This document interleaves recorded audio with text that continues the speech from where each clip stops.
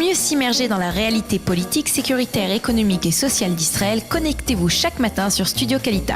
Daniel Haïk vous y attend pour sa revue de la presse.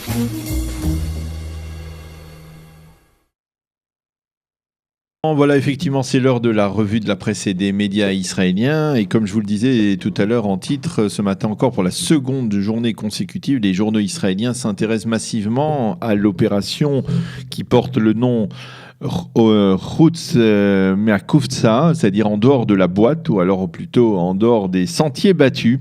Et une opération qui a permis le 6 septembre 2007 la destruction d'une centrale nucléaire syrienne dans la région de Deir Hazour, et en marge des nombreuses félicitations pour la réussite sans faille de ce raid aérien au cours duquel la centrale a croulé sous 17 tonnes de bombes israéliennes, eh bien on a constaté hier ce que l'on pourrait appeler la guerre des crédits.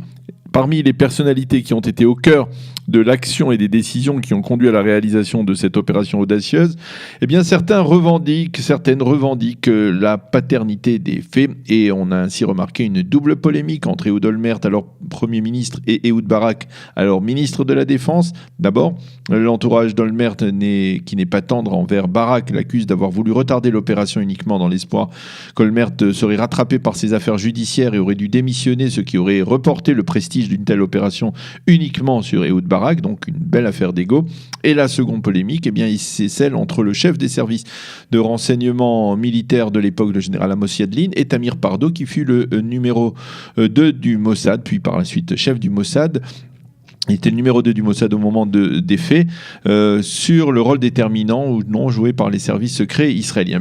Bref, tous les quotidiens commentent, analysent, détaillent ces polémiques, et au bout du compte, cela fait dire au ministre de la Défense, Avigdor Lieberman, qu'il regrettait déjà d'avoir décidé de la levée de la censure militaire qui avait été imposée pendant plus de 10 ans sur cette affaire. Lieberman, ainsi que d'autres responsables sécuritaires, ont déploré certaines révélations qui sont du pain béni pour les ennemis d'Israël et qui sont de nature à affecter le mode de conduite de Tsahal et du Mossad dans l'avenir dans ce même type d'affaires. Le combat pour le crédit titre donc ce matin le Israël Hayom sur quasiment toute sa première page. Les combats entre les services secrets titre sur une pleine page également. Le Yediot Aharonot, le Israël Hayom constate également, et c'est un point important, que dans le monde arabe et en particulier en Syrie, c'est le silence le plus total, pas la moindre réaction aux informations en provenance de l'État d'Israël. À la question de savoir pourquoi Israël a reconnu officiellement hier la responsabilité de cette opération, la réponse la plus solide fournie par les observateurs est liée à la publication depuis hier de l'autobiographie d'Ehud Olmert, qui renferme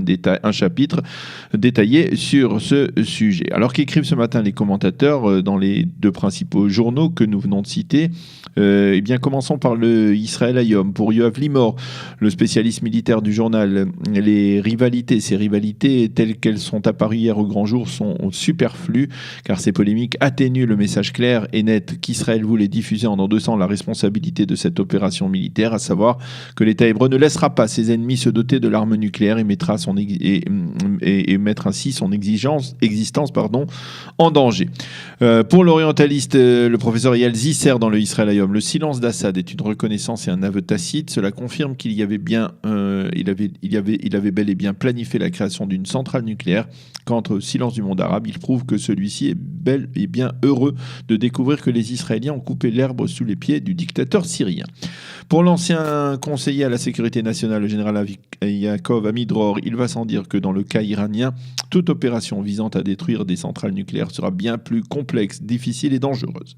Pour Chaim Schlein, toujours dans le Israël Hayom, il n'était pas nécessaire de faire de telles révélations. Notre raison d'être n'est pas de parler, mais d'agir. Et Chaim Schlein estime que cette levée de la censure doit être liée à ce que l'on appelle le festival Olmert, à l'occasion de la publication de l'autobiographie donc de l'ancien Premier ministre. Dans le Yediot Aharonot, Alex Fishman, le commentateur militaire du journal, s'insurge contre les polémiques sur le crédit autour de cette opération. Un peu d'humilité, demande-t-il, de la part des décisionnaires. Il faut regretter que ce qui risque de rester pour la postérité autour de cette opération ne soit pas l'opération elle-même avec son succès, mais les masses d'accusations mutuelles que se sont lancées mutuellement hier. Donc les responsables israéliens, tous veulent endosser l'entière responsabilité de cette opération. C'est moi qui ai décidé, c'est moi qui ai parlé au Premier ministre, j'étais le seul à savoir, etc., etc. Tout cela est un peu trop exagéré, déplore Alex Fishman dans le Yediot Aharonot. Ronen Bergman, le spécialiste des services secrets du Yediot, qui écrit également pour le New York Times, insiste ce matin sur un paramètre quelque peu oublié, la chance, et de rappeler que le Mossad ne savait absolument pas ce qu'il allait trouver dans l'ordinateur du patron de la commission syrienne à l'énergie atomique Ibrahim Ottoman, des détails sur la création ou sur la construction donc de cette centrale nucléaire. Pourquoi ? Eh bien tout simplement parce que personne n'imaginait jusque-là que la Syrie ose se doter d'une telle centrale. Le Mossad a donc eu un véritable coup de bol et c'est une composante incontournable du travail des services secrets, écrit donc Ronen Bergman ce matin dans le Yediot Ahronoth. Le reste de l'actualité ce matin, les journaux indiquent que la justice a condamné hier Ahed Tamimi à une peine de 8 mois de prison après que la jeune adolescente palestinienne ait reconnu les faits qui lui sont reprochés, à savoir l'agression très médiatisée il y a 3 mois d'Ahed Tamimi contre un officier de Tsahal qu'elle avait insulté et giflé et qui est resté très stoïque, on s'en souvient, afin de ne pas tomber dans le piège médiatique qu'elle lui tendait. Les observateurs soulignent qu'il s'agit là d'un arrangement de compromis qui permettra à la jeune fille de sortir de prison dans quelques mois et de poursuivre sa campagne de provocation contre les soldats israéliens et contre l'État d'Israël en général.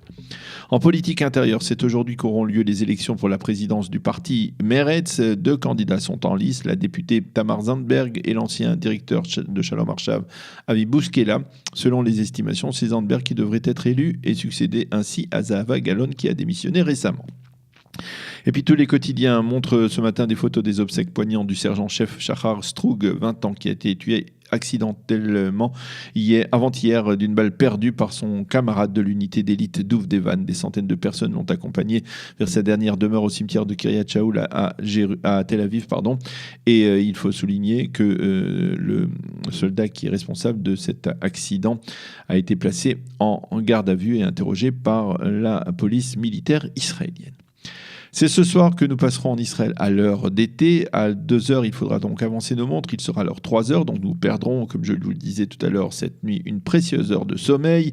L'heure d'été sera en vigueur en Israël jusqu'au 27 octobre prochain. Et avec l'heure d'été, c'est un temps estival qui va s'installer aujourd'hui et demain sur l'ensemble du territoire israélien avec des températures particulièrement élevées. 28 degrés à Jérusalem et à Tel Aviv et 36 degrés à Eilat. Voilà donc pour cette revue de la presse et des médias israéliens. Nous allons marquer une pause et on se retrouve dans quelques instants avec Maxime Pérez pour parler justement de ces révélations autour du bombardement et de la destruction de la centrale nucléaire syrienne il y a un peu plus de 10 ans.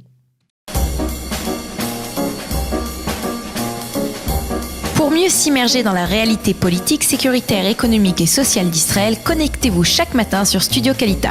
Daniel Haïk vous y attend pour sa revue de la presse.